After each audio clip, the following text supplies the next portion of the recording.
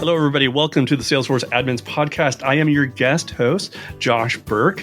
And today I am delighted to bring Derika West onto the show to talk about her journey into Salesforce, into the world of tech, and where she is on that journey, where she's looking for it to go. So welcome to the show, Derika. All right. Welcome, everybody, to the show. Today, we are going to welcome Derika West to talk about her journey into Salesforce, where she is with it right now, and where her future looks. And Derika, in looking at your CV, it's pretty much starts with your military experience. What was it like being in the Army? Yeah. So the Army was a wonderful thing for development for myself. I've always been kind of a self-starter, I would say, and someone who thinks outside the box. And I just didn't know where that would fit for me in terms of which direction of a career I wanted to take. So I initially started in college, and then I met somebody in my math class in college who was actively in, I think it was the reserves at the time, and I think she's full-time active duty now. But we just started talking about options of careers, and I'm always asking questions, as you will find out. So I just asked her, what is it like being a female in the military? And she just said, there's so many things that you can do as a female that you aren't really told growing up in even high school. So for me, I never considered the military as an option for me. And then I just learned that there's so many different routes you can take. It's a way to build yourself up and get some self-confidence really as a female. And so I ended up speaking to a recruiter, got involved, and then I joined the Army and kind of did battle buddy things with her and kind of talked to her throughout my journey. Gotcha. So it was really great. Yeah. I had a good time in the military. So two follow-up questions to that. First, was there something about the Army role that you were looking at that you were going back to your point? I didn't think about, me being as an engineer because I haven't seen a lot of women in tech, women in engineering, stuff like that. Was there something about the role that was oh, this could be something cool and new that I could learn that I hadn't thought about before? Yes, absolutely. That was one of the main points for me in joining the military. I really wanted self-confidence. I wanted to build myself up, and I didn't know where to start. Mm-hmm. So for me, the military seemed like a wonderful route. It had a lot of structure. I was looking for discipline. I was looking for travel. I was looking for all the things that the military had to offer. And I think anybody knows that the military is very eager to get people in. So, it was pretty much once I talked to a recruiter, it was no brainer after that. So nice. I got to ask, what is traveling with the military like? I can imagine it's wildly different from commercial. Absolutely different. So you are definitely the government's property. Okay. And anywhere that they say you're going, you're going. Uh-huh. So, luckily for me, my first duty station was Hawaii. So I got very lucky. There you go. And it was just, I lucked out because nobody else got a duty station like that. And I know, my brother-in-law, he's currently active in the Army. He doesn't really get that much flexibility on travel, but it's definitely, it's very safeguarded when you travel. It's not picking the cheapest flight and going somewhere beautiful. It's very structured in that way.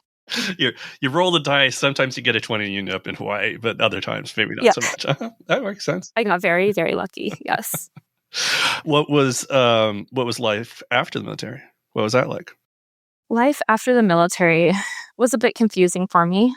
I was struggling with figuring out which path I wanted to take for my long term in terms of career. And I, outside of having that structured day-to-day life, I was pretty much a spinning compass at that point. Okay. So I decided to move back home and kind of start from the ground and spend more time with my family, kind of recharge my roots back home a bit. And then, I would say about 5 to 10 years there, I was just doing service industry things and just trying to find my way. And then I made another move after that out to the West Coast. And then I got kind of more connections out here, much different than the Midwest, and found my way into tech eventually. But it did take me a while to get to this point. What was, you moved to a new coast and you started getting into tech. Like, what was the appeal of tech to move all the way out there and try to get a job in it? Yeah, so life brought me out to Oregon. Okay. I was looking for expansion. I wanted to really grow myself physically and mentally, and I wanted to learn things that were outside of my Midwestern bubble. Got it. So I felt like when I came out to the West Coast, a lot of people acted different, they thought differently. A lot of the things that I learned about in the Midwest were produced from the West Coast. So I felt like I could really Gotcha. look up to people here. I love that. You feel that, Uh-huh. like, I don't know how to put this. You're from the Midwest, but Yeah. like, you feel a bit siloed in the Midwest. Yeah. And I never really considered tech as like a career option for myself when I was living there. So when I moved here and I started hearing about all these new people and different career paths, I was like, I need to expand my brain and I need to think outside the box of these potential possibilities for myself long term. So I think really it came down to the careers before this point that didn't work out for me, the things that I liked about those careers and the things I didn't like about those careers, and then just simply networking with like-minded individuals who were like really interested in like self-growth and kind of just being in a space of learning more. So, yeah. What were some of those early touch points of here are other people in a similar situation that they're trying to put themselves into a new skill set and something in technology? Yeah, so honestly, it started with meeting a software engineer in a friend group. Oh, okay. And she worked for a local cannabis company here in Oregon. And she and I just started chatting, and I just asked her like what she liked about tech, what got her into it, and she kind of gave me the breakdown of her day to day, and just asked if I had ever considered Yeah. getting into tech. Yeah. And my response was, I've never considered that, and also it's way too smart for me. There's no way I could get into tech. I don't understand anything about it. Yeah. So that's kind of my first touch point and getting some exposure. It's such an important one. I feel like there's so many people that I've met over the years who kind of just needed that one friend to help demystify it a little bit. Definitely. It just be like I've done interviews where people are like, I challenged myself to learn JavaScript by not going out socially for 3 months, but now I work in my dream job, right? So that kind of thing. Self-isolating. Yeah. Sure. What what was some of your early successes? What kind of jobs were you getting into? So my first job was a QA test technician, Okay. which I would have never pictured myself doing ever. But it was incredibly helpful to get me started into tech. It it was everything that I didn't know that I needed hmm getting into this industry. hmm It taught me um, like how to ask hard questions. It taught me how to like put myself in uncomfortable situations and just to like get into something that I know nothing about. And I honestly didn't even think that I would get a QA job, but it really laid like the foundation of my tech career. Yeah. And I'm very lucky and fortunate that I got that job because coming from a background that has zero experience in tech, I really had to talk myself up about the skill set that I had prior to that position. hmm And that was something that I didn't know would sell. Yeah. And I just did a lot of like research prior to my interview. And I looked up what a QA does. I looked up like where you could go with it. And I just was very like doing a lot of homework, I guess you could say, just doing a ton of research. So Yeah. Um, And what I love about this, and for anybody who's listening, and kind of this, if this vibes with you, I know so many people who are now like product managers and senior engineers and all of these things, and a lot of them got their start in customer support or QA. And I think part of it is, you get confronted with technology that you have to, even if you didn't build it, you have to kind of understand its working parts, right? Right. And then also that QA mindset is also very similar to, I think, to a programmer's mindset, to a developer's mindset. Like I'm going to get the joke wrong, right? But it's like, the QA engineer enters the bar, the bartender says, "What do you want?" And it's like, 1 beer. 2 beers, an owl, no beers, 0, null. It's like, right? You have to think in all these kind of weird use cases. So then, how did you start? Was your transition into more of the software side of things? Was that Salesforce itself, or was there like a transition period? There was definitely a transition period. Yeah. So I went from QA to my current role, which is more software based. My QA position was more testing hardware, kind of like behind the scenes, working with our devs and working with like the product owners and things like that. My current role is more end user facing, Okay. but also working with the like product owners and other teams. So it's like a lot of cross collaboration. So in my current position, that's where I work directly with Salesforce. And I work with their team, and I'm the person who's the SME of our current project, and undergoing a bunch of like transition from changing like our old Salesforce platform to Lightning, which is the new one. For those who don't know about it, welcome to the club. It was quite the transition. Yeah, it was big. It's huge. We have 40,000 users. It's a lot. Oh, so. Wow. You have 40,000 users?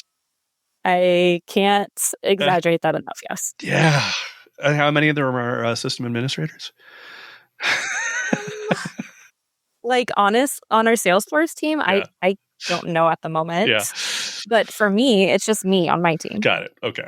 It's the old admin joke, 200 people in the company, 180 of them are system administrators. So, right. Yeah. Yeah. So few and far between. That's all I got to say there. Nice. Which is the way it should be. So what was it like? I'll just come right on that. Like, what was it like learning Salesforce?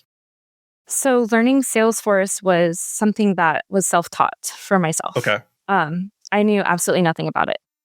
I was like, what? Like, what do you sell? What products do you sell? Even my family was like, my grandma was like, so Salesforce is you're selling things? And I was like, no. Right. So I had no idea what it was. So I just simply pulled up my resources. I started asking about it. I asked our Salesforce team, like, hey, what do you do? What is Salesforce? And I had individual meetings with every single team member on that team for myself. Yeah. And I just made it a point to let them know that, hey, this is something I'm very interested in. And on my outside working hours, I'm learning this on my own. Got it. So yes, Trailhead was my first stop. Trailhead was very overwhelming for myself. Yeah.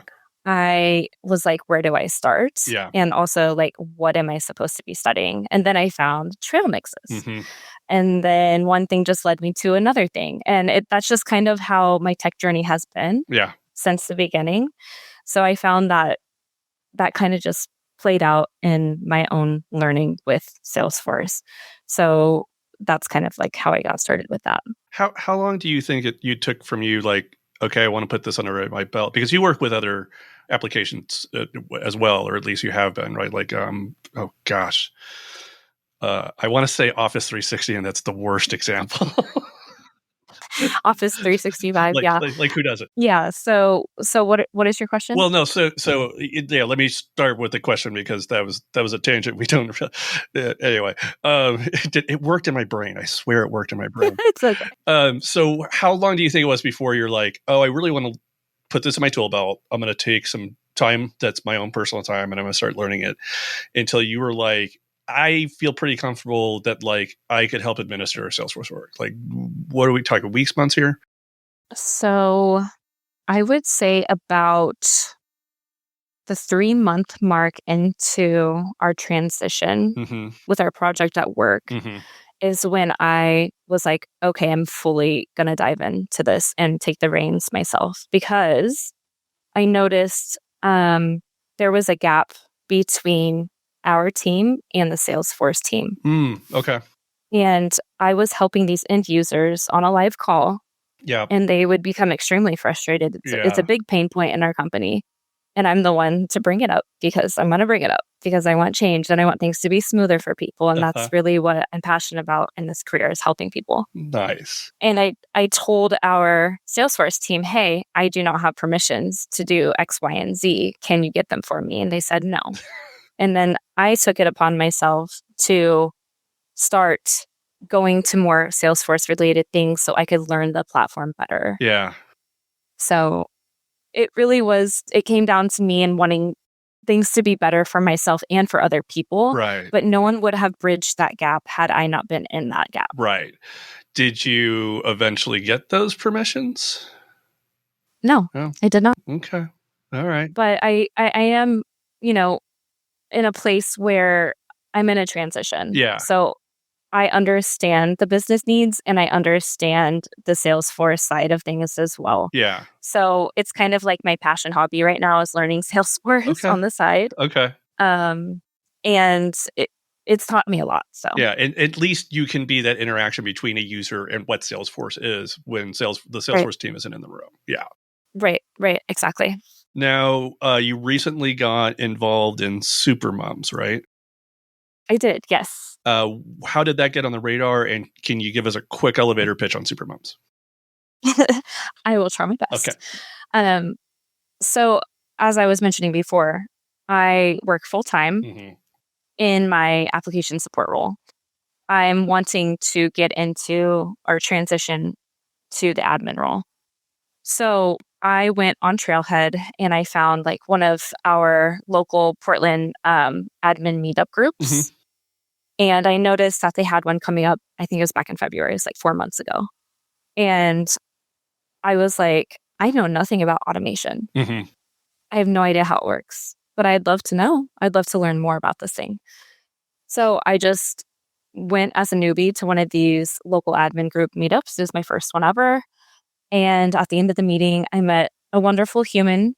Her name's Kate Lessard. Shout out to you, Kate. Shout out to Kate. Hey, Kate. We just started connecting afterward.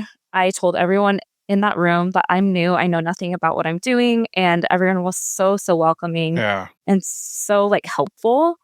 And it just further enhanced like my want to be in the Salesforce ecosystem.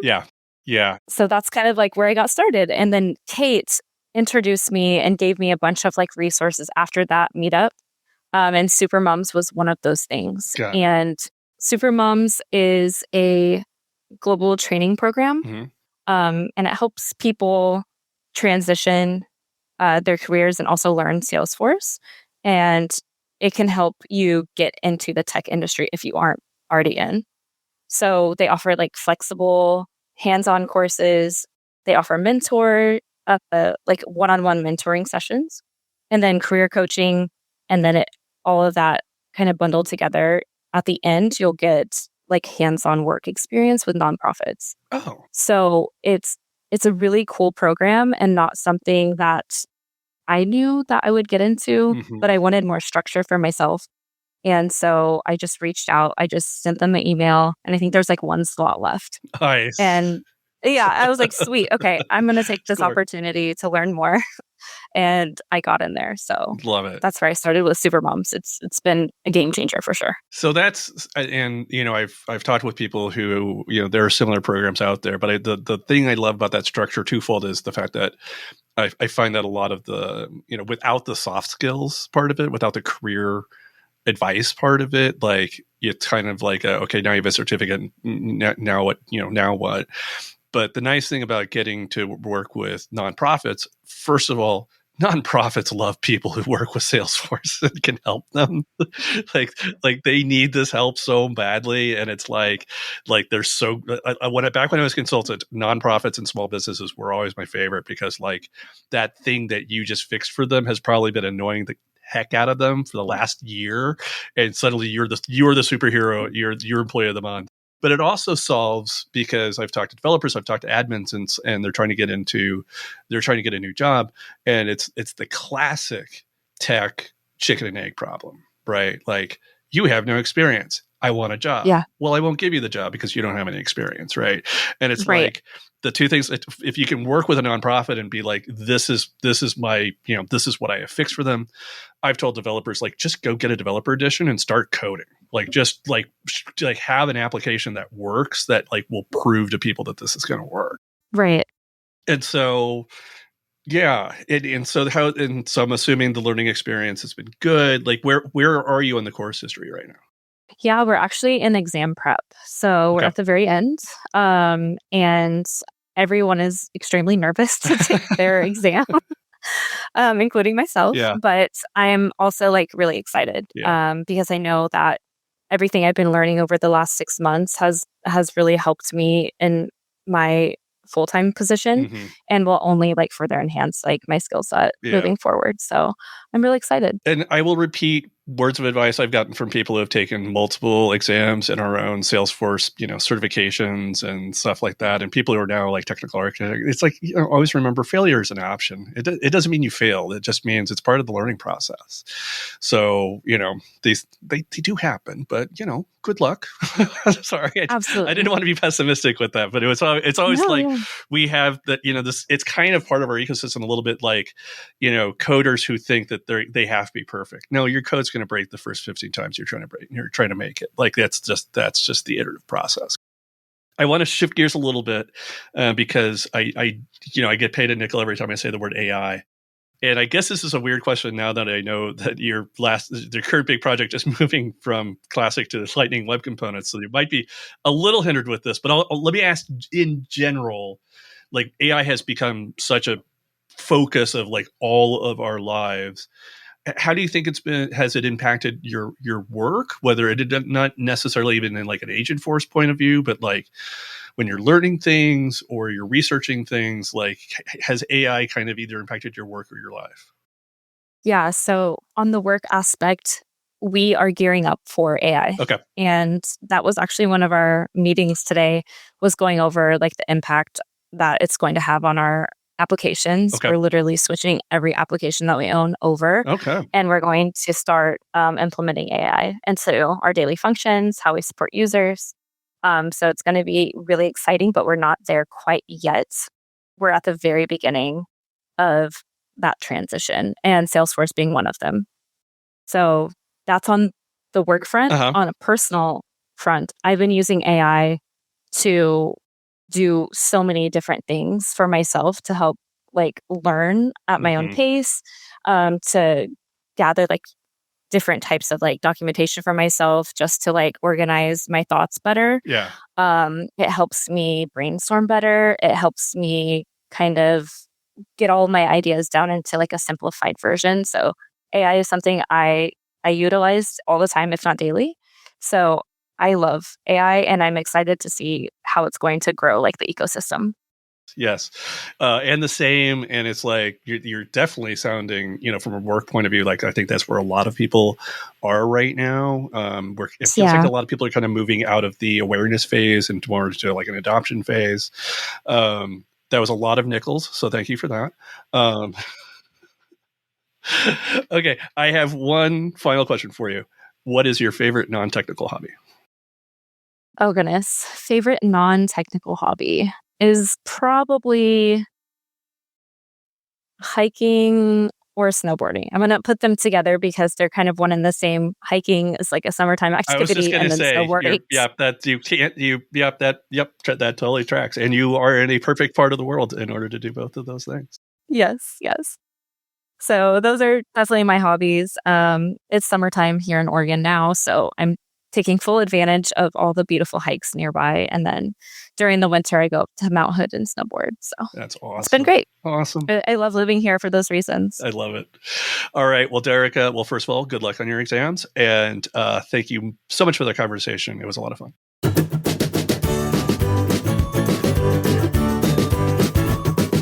I want to once again thank Derika for the wonderful conversation. And of course, I always want to thank you for listening. If you want to learn more about this show, head on over to admin.salesforce.com, where you can hear old episodes, see the transcript, and also see our blogs and our videos and other aspects of being a Salesforce admin. Thanks again, everybody, and I'll talk to you soon.